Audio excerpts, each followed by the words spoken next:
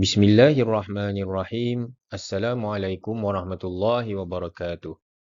Pada hari ini kita ni akan belajar pelajaran 4 iaitu perkara yang membatalkan sembahyang. Perkara yang membatalkan sembahyang yang pertama ialah berkata-kata dengan sengaja walaupun sedikit. 2. Perbuatan yang banyak dan berturut-turut sama ada terlupa atau sengaja.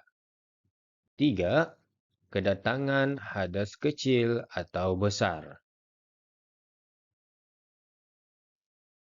Yang keempat, terkena najis yang tidak dimaafkan pada pakaian, badan atau tempat. Yang kelima, terbuka aurat dengan sengaja. 6. Berubah niat seperti niat berhenti sembahyang atau membatalkan sembahyang.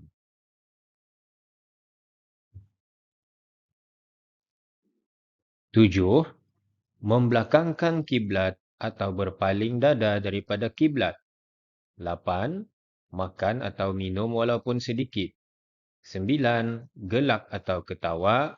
Dan ke-10, murtad, iaitu keluar dari agama Islam. 1. Berkata-kata dengan sengaja walaupun sedikit. Ini penjelasannya. Ia mengetahui bahawa berkata-kata dengan sengaja hukumnya adalah haram. Dan ia tahu bahawa ia sedang menunaikan sembahyang. Ini ya. Ia mesti, ia tahu sengaja berkata-kata dalam sembahyang itu adalah haram. Itu poin utamanya. Ia tahu benda yang dibuatnya itu berkata-kata itu haram. Dan ia tahu bahawa ia sedang menunaikan sembahyang. 1. Jika ia berkata-kata dengan sengaja dalam sembahyang sama ada dengan satu huruf yang boleh difahami atau dua huruf yang tidak difahami, maka batal sembahyangnya. Contohnya satu huruf yang boleh difahami. Macam itu kiranya. Masanya sembahyang, kemudian ia melihat anaknya buat sesuatu mula-mula salah usulnya diperhatikannya. Dalam sembahyang ni, dalam sembahyang. Sekali sudah lurus yang dibuat anaknya tu bersuara tiada sengaja. Artinya kita ni faham. Ia A-nya tu lurus tu macam tu kan tu maksudnya. Lurus. Atau dua huruf yang tidak difahami. Dua huruf yang tidak difahami. Misalnya. Alif, mim. Kita ni pun dah faham apa disebutnya. Tapi ia sengaja. Ia sengaja berbunyi macam tu. Bersuara macam tu. Bercakap macam tu. Tapi kita ni faham apa cakapnya. Tapi dua huruf. Maka batal sembahyangnya. Yang kedua, jika ia sedar bahawa ia berkata-kata dengan sengaja sebelum selesai sembahyang, maka batal sembahyangnya. Ini kalau maksudnya di sana, ia sadar. Sadar ya sebenarnya ia bercakap atau berkata-kata dengan sengaja sebelum selesai sembahyang. Maka batal sembahyangnya. Artinya ia masih dalam keadaan sembahyang. Penjelasan yang ketiga, sah sembahyang bagi orang yang baru memeluk agama Islam. Orang baru masuk Islam. Atau tinggal jauh terpencil daripada orang Islam. Jauh tempat tinggalnya daripada orang-orang Islam. Yang ada tempatnya itu saja orang yang bukan Islam misalnya. Sehingga sukar baginya untuk mempelajari agama Islam. Anda ada tempatnya belajar, anda ada tempatnya bertanya. Jika ia tidak mengetahuinya bahawa berkata-kata dengan sengaja dalam sembahyang hukumnya adalah haram. Ia dah tahu, ia sudah belajar. Ia sudah belajar sembahyang, ia tahu rukun-rukun sembahyang, tapi belum cukup belajar. Ia dah tahu yang bercakap dalam sembahyang ini sebenarnya dah boleh. Haram. Ia dah tahu. Jadi dalam keadaan macam ni, ngam lagi ia, kebetulan lagi ia tinggal di tempat yang jauh daripada orang-orang Islam, tempat yang terpencil, maka sembahyangnya adalah sah. Baik, beberapa perkara berkenaan dengan berkata-kata dengan sengaja walaupun sedikit. Perkara yang pertama, orang yang berdaham ni macam tu berdaham. Atau menangis. Menangis kita ni semua tahu macam mana menangis. Atau mengarang. Mengarang ni biasanya macam bunyi orang kesakitan. Ya. Sakit. Mengarang. Atau menghembus.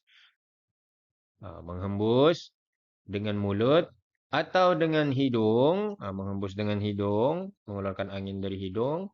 Atau bersin. Bersin tahu di dalam sembahyang. Macam mana keadaan orang macam mana ni? Hukumnya. Apa hukumnya orang macam itu tadi? Jika salah satu perkara itu berlaku dengan banyak dan nyata satu atau dua huruf yang boleh dipahami, maka hukumnya apa? Hukum sembahyangnya adalah batal. Jika perkara itu berlaku kerana main-main, maka sembahyangnya adalah batal. Kalau ia main-main, kadang-kadang ada kan? Ada kadang-kadang murid-murid masa berjemaah tu sengaja yang main-main. Seorang kawannya berdaham, lepas tu berdaham lagi kawan yang lain, bersahut-sahutan. Ini main-main. Ini adalah perkara main-main. Maka batal sembahyangnya dan ia perlu mengulang balik sembahyangnya. Jangan main-main masa sembahyang lah ya. Berdosa tu. Jika perkara itu berlaku sedikit pada kebiasaan dan ia berlaku bukan kerana kehendaknya, bahkan ia terpaksa, maka sembahyangnya tidak batal. Walaupun nyata dua huruf dari tiap-tiap kali berlakunya perkara itu. Kerana perkara itu bukan kecuaian. Bukan kecuaiannya, bukan main-main. Memang sungguh-sungguh. Okay? Jadi tidak batal. Jika perkara itu berlaku banyak pada kebiasaan, maka sembahyangnya adalah batal. Batal kalau banyak. Sama ada nyata satu atau dua huruf yang dipahami dan berlaku secara terpaksa kerana ia memutuskan peraturan sembahyang. Walaupun terpaksa, tapi disebabkan terlampau banyak, maka batal sembahyangnya. Jika perkara itu berlaku banyak kerana penyakit, yang banyak ini kerana penyakit, lain daripada yang tadi, yang tidak berputus-putus walaupun untuk tempoh menunaikan sembahyang, maka tidak batal sembahyangnya. Okay, keadaan yang kedua mengenai berkata-kata dalam sembahyang, tidak sengaja berkata-kata dalam sembahyang seperti lancar lidahnya. Mudah apa tu? Ada orang selalu ni mudah tercakap ni. Lancar lidahnya. Atau ia tidak mengetahui hukumnya haram. Ataupun dia tahu haram hukumnya. Berkata-kata ni dalam sembahyang. Ia tidak sengaja ataupun ia tidak tahu hukum. Tidak tahu hukum bercakap itu adalah haram. Atau ia tidak sedar yang ia masih sembahyang. Ini angan-angan kali itu. Dia sadar yang masih sembahyang, bercakap ya. Maka dalam keadaan demikian tadi, jika perkataannya itu sedikit, iaitu 6 perkataan pada kebiasaan, ataupun kurang, maka sembahyangnya adalah tidak batal. Limitnya 6 perkataan. Lebih daripada 6, batal tiap. Kalau kurang daripada 6, 6 perkataan atau kurang, tidak batal sembahyangnya. Dalam keadaan yang macam tadi itu. Jika perkataan itu banyak, iaitu lebih daripada 6 perkataan pada kebiasaan, maka sembahyangnya adalah batal. Okay, perkara yang membatalkan sembahyang yang kedua, perbuatan yang banyak dan berturut-turut, sama ada terlupa atau sengaja. Penjelasan yang pertama, perbuatan yang banyak iaitu 3 pergerakan atau lebih, seperti menggerakkan tangan, tangannya digerak-gerakkannya lebih dari 3 kali, kaki dan kepala atau menggerakkan seluruh badan. Walaupun kakinya tidak berpindah. Ia berdiri di tempat yang sama tapi badannya bergerak-gerak lebih dari 3 kali. Maka hukum sembahyangnya adalah batal. Penjelasan yang kedua, perbuatan yang sedikit ialah satu atau dua langkah. Satu atau dua langkah itu dikira perbuatan yang sedikit. Dan ia adalah tidak membatalkan sembahyang.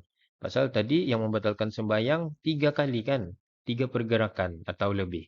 So, satu atau dua tidak membatalkan sembahyang. Tetapi, jika perbuatan itu diniatkan bermain-main, walaupun satu dua langkah saja, tapi niatnya main-main, maka hukum sembahyangnya adalah batal. Sebab itu tidak boleh main-main dalam sembahyang lah ya, batal. Dan juga berdosa kalau main-main dalam sembahyang. Penjelasan yang ketiga, perbuatan yang banyak dan berturut-turut adalah dimaafkan ketika dalam keadaan sangat takut, yakni syiddatul khauf, kerana darurat. Yang famous, yang kita ni tahu, syiddatul khauf ni sangat takutannya apabila dalam peperangan. Dalam keadaan peperangan, banyak macam mana pun pergerakan kita ni. Selagi masih dalam sembahyang, kita ni bergerak-gerak, masa tu sangat takut dalam keadaan peperangan, maka itu dimaafkan. Tidak batal sembahyangnya. Penjelasan yang keempat, maksud perbuatan yang berturut-turut itu ialah perbuatan yang kedua tidak terputus dari perbuatan yang pertama. Dan perbuatan yang ketiga tidak terputus dari perbuatan yang kedua. Bermakna perbuatannya itu bersambung. Di antara pergerakan pertama, pergerakan kedua, pergerakan ketiga bersambung-sambung. Bukannya berhenti-henti. Contoh berhenti-berhenti itu, pergerakan yang pertama dibuatnya, bergerak ya, stop ya, berhenti. Lepas tu buatnya pergerakan yang kedua, berhenti. Kemudian buatnya lagi pergerakan yang ketiga. Kalau tu bukan berturut-turut. Okey, yang kelima, penjelasan yang kelima katanya perbuatan yang tidak berturut-turut itu tadi adalah tidak membatalkan sembahyang. Wallahu a'lam bissawab.